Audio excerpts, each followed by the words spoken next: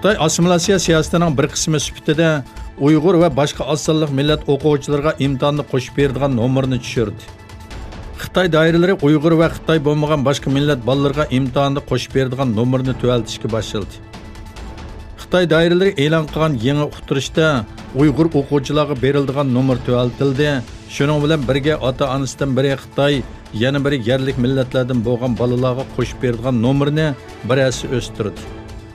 Avstraliya La Trobe universitetida Sharq Turkistondagi yerlik xalq haqida tadqiqot elib berayotgan James Lebord bu qarorning Xitoy millatiga tava bo'lmagan fikr va harakatlarni yo'qotish urinishining bir qismi dedi.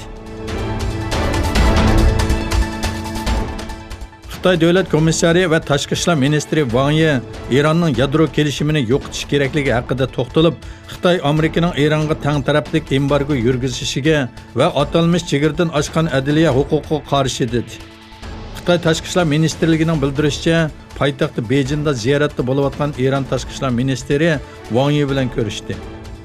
Wang Yi uchrashda Xitoy bilan Eronning umumyuzlik strategik sherik ekanligini, navbatdagi xalqaro va rayonlik vaziyat tez suratda o'zgarayotgan bir paytda ikki davlatning maslashishini kuchaytirish kerakligini aytdi.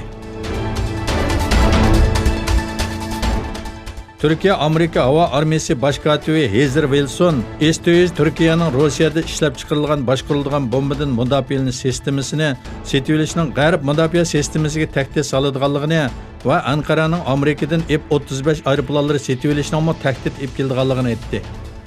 Fransiya axborot agentligining xabar qilishicha, Turkiyaning S-400 setib olishdan voz kechish ehtimolligi bor yo'qligi haqida so'ralganda, u mumkin diplomatlar bu haqda uchrashlarni davomlashtirdi dedi.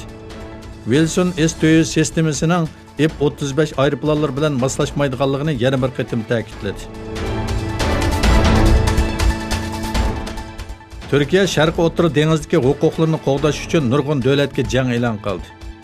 Yunoniston va Rumlar boshchiligida Germaniya, Fransiya, Amerika, Avstraliya va Misr qatorliq davlatlar Turkiyaning neft va tabiiy gaz izlashiga qarshi chiqqan edi. Rayonda urush paraxotlari bilan neft va tabiiy gaz izlashni davomlashtirayotgan Turkiya qat'iy maydonini o'tirg'i qo'ygandan keyin Gretsiyadan yangi hal qilish choralari haqida takliflar kelishga boshladi. Gretsiyaning tarixi eng uzun bo'lgan konservativ gazeti Isyaning xabar qilishicha, Gretsiya bosh ministri Aleksis Tsipras Siprosdan askar chekindirsa, Turkiyaga O'rta dengizdagi tabiiy gazdan pay ayirib beradiganligini o'tirg'i qo'ydi. Birlashgan Davlatlar Tashkilotining insonparvarlik ishlariga mas'ul muavin bosh kotibi Loukong Idlibdagi zo'r ko'lamdagi harbiy hujum 21-asrdagi eng chong tragediya bo'ladi. Ogohlantirishlarga qaramasdan biz eng ansirayotgan ishlar yuz beryapti dedi. O yaqinqi 3 hafta ichida Idlibdagi hujumlarda 160 kishining o'lganligini va oz deganda 180 ming kishining uy makonidan ayrilganligini bildirdi.